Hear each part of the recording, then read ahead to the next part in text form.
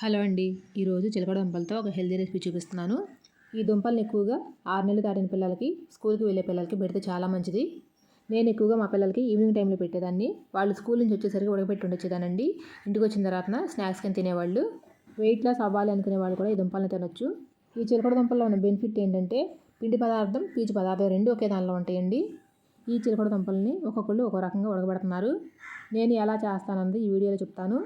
ముందు చిలకడ దుంపల్ని మార్కెట్ నుంచి తీసుకొచ్చిన తర్వాత నీళ్ళల్లో వేసి నానబెట్టాలండి. ఇవి భూమిలో పండుతాయి కాబట్టి మట్టి ఎక్కువ పట్టుకుని ఉంటుంది. అలా నీళ్ళలో నానబెట్టడం వల్ల దుంపలకు పట్టుకునే మట్టి అంతా కరిగి నీళ్ళలోకి వెళ్ళిపోతుంది. తర్వాత మనం 2-3 సార్లు మంచినీళ్ళతో కడుక్కొని ఆవిరి గిన్నెలో పెట్టుకుని ఉడకబెట్టుకోవాలి.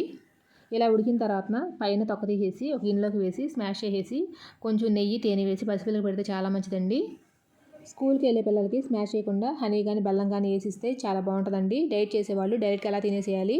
వీడియో నచ్చితే లైక్ చేయండి.